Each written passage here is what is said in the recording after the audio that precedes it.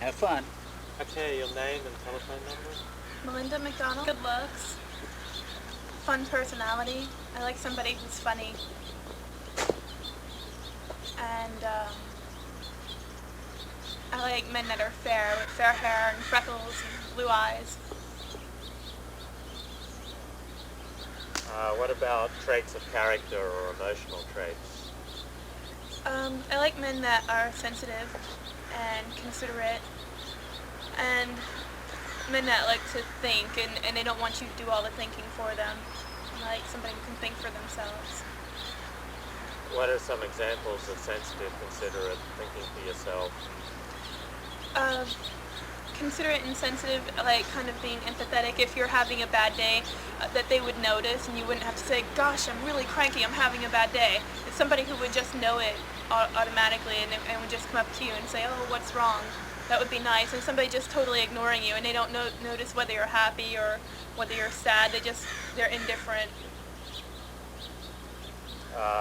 Examples of a thinker, of intelligence.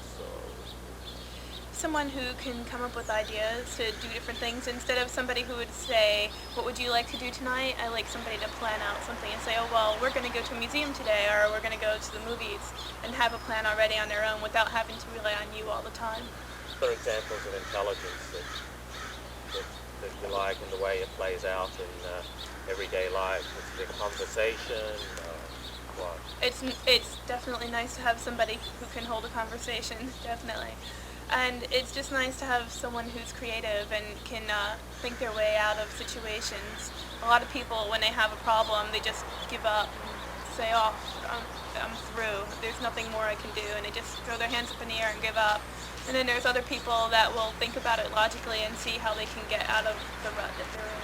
I would say to compliment them, be understanding, be unselfish, sharing. A lot of men are so concerned with that, and some women do want to use men just for their money, but sometimes men think about that way too much, and they treat their date badly because of that. They think, "Oh, well, if you're going to ride in my car, you're going to pay me half the gas," or "If we're going out to eat, you're going to pay for half of it." And I don't think girls really look at dates like that. They think if a guy is like that, then he's not really worth anything.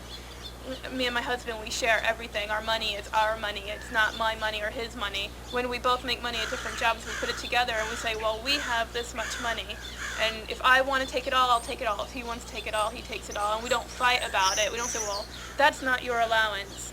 We share everything. I think sharing is very important, even on a dating basis. Okay, other advice you give men? Compliments will get you everywhere. Girls love to be noticed, and they really enjoy being complimented. More advice. Maybe things they're doing wrong.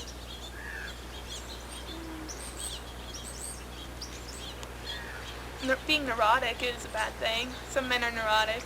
If a girl is late 5 minutes for a date, they'll say, "You're late, I was waiting," and they'll get all excited about it. That's not really too good. What makes for a good lover? Oh, geez, it's a hard one. I would have to say kissing and hugging and cuddling is the most important. And taking your time, not just rushing into everything really fast. Michelle, your name and telephone number, full name? Somebody who is very open, somebody that I can talk to and really communicate with, somebody who's intelligent enough that I can maintain a conversation with, somebody who's very open to a woman's needs when it comes to being sensitive, somebody who knows themselves enough to be open and honest with me and to themselves, and somebody that I'm very attracted to on a physical level. Is there any particular type that attracts you physically? Well, yeah, a man who is in good shape, who takes care of himself.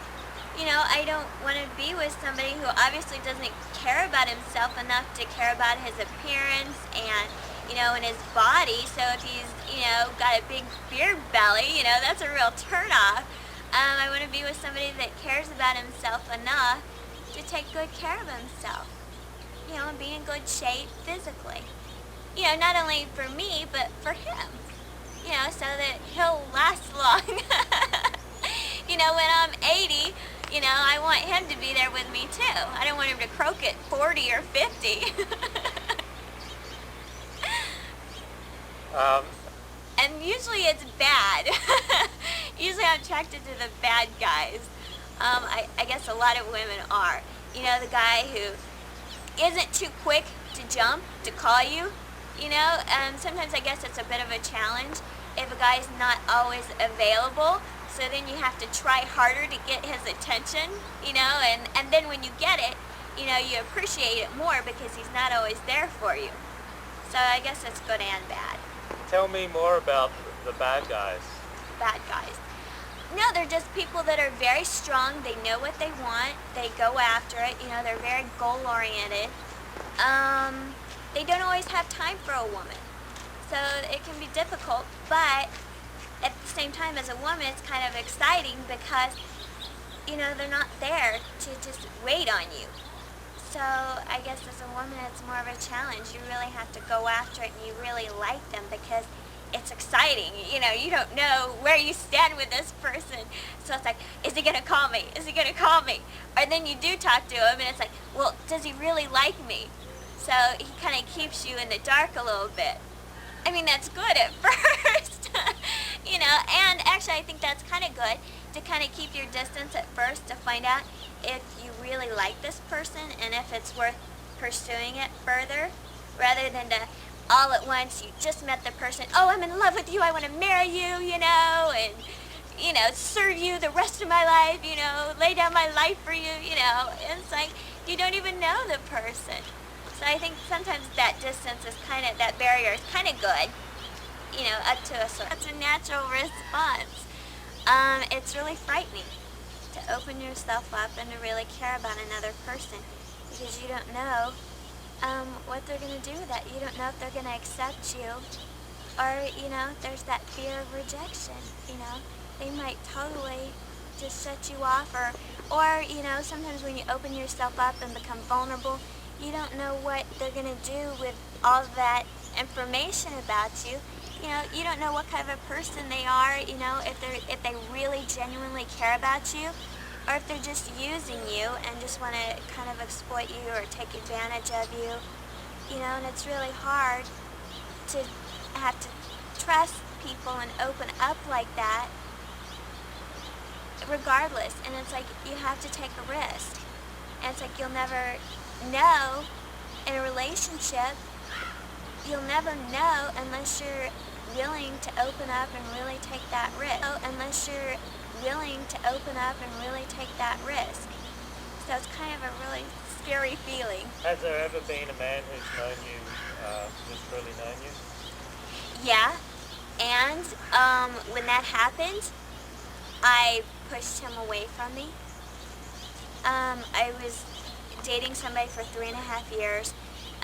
We were engaged for a couple days, but I didn't see myself spending the rest of my life with this person, and it was really hard to end the relationship because he knew so much about me, and he was such an important part of my life, that it was really scary to lose that. It was like a foundation, and to have to lose that, and then the idea that, I put so much into this relationship, I spent 3.5 years of my life in this, what am I going to do now?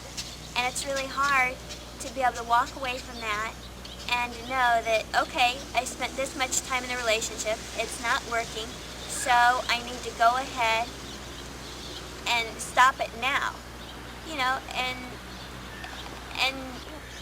Michelle, what are some do's and don'ts that you would give to a man who wants to get to know you and to date you? just to be yourself, to be real, just to be open and honest. Don't lie to me, don't pretend you're somebody that you're not, because then when I find out who you really are, I may not like that person, and then we've wasted all this time and energy And you've created a lot of negative feelings by doing that. Listen to a woman and to find out what she really wants, what her cares are in life, what's really important to her. And a lot of time men, they think that a woman wants this man who's strong and bending and made of metal or something. And it's like, we don't. We want a human. We want somebody that will hold us close and keep us warm and protect us, but yet, comfort us when we're hurting or when we have, something going on with us. We want a man who's sensitive and understanding to that and who's open and willing to listen.